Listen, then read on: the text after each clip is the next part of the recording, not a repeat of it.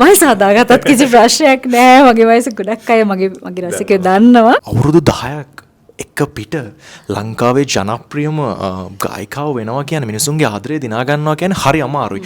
ඒක මේන්ටේන් කරගෙන යන්නත් හරි අමාරුයි. අක්ක ලස්සනට ඒක මේන්ටේන් කරගෙන යනවා. කොහොමද මේ අවුරුදු 10 පුරාවට මේක මේන්ටේන් කරන් ආවේ? ඇත්තටම මල්ලික මේන්ටේන් කරනවා කියලා මම අමුතුවෙන් දෙයක් කළා නැහැ. මම ඇත්තටම සංගීතය ඉගෙනගෙන තරංගයකින් ජයග්‍රහණය කරලා මේ ශාස්ත්‍රයට ආවේ. එහෙම නැත්නම් මට වෙන වටපිටාවක් තිබුණ නැහැ. මගේ පවුලේවත් කිසිම දන්න කෙනෙක්වත් මේ ශාස්ත්‍රයට සම්බන්ධ කෙනෙක් හිටියේ නැහැ. ඒ මගේ තිබ්බ හැකියාව සහ මගේ තාත්තගේ ආසාව තමයි මාව ගායිකාවක් කරේ.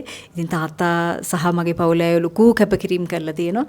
ඉතින් ඒක ඇත්තටම කියනවා නම් මේ ශාස්ත්‍රයට එනකොට තිබ්බ කියන්නේ මේ සංගීතයට මේ තිබ්බ ආසාව උනන්දුව කැපවීම තාමත් එහෙමමයි. ඒක වෙනස් වෙලා නැහැ.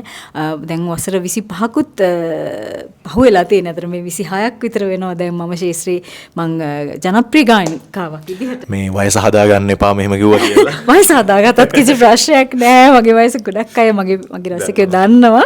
ඉතින් ඇත්තටම මේ අවුරුදු 25 පුරාවට මට ඒක මම හිතන්නේ අර මං අලුතින් මේන්ටේන් කරපු දෙයක් නෙවෙයි. ඒක මගේ මම සාමාන්‍ය විදිහට එදා විදිහටමයි අදත් ඉන්නේ සහ මගේ රසිකයින් එක්ක මම ඒ ආදරේ බෙදා හදාගන්නෙත් එදා විදිහටමයි සහ මේ ශාස්ත්‍රය ඇතුලේ අපි ශාස්ත්‍රීය කලාකාරයොත් එක්ක සහ නිර්මාණ ශිල්පීන් එක්ක ගනුදෙනු කරන්නෙත් එහෙමයි.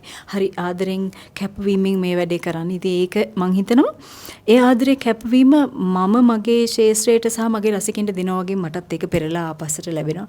ඉතින් ඒක තමයි ඒකේ තියෙන රහස. Click 1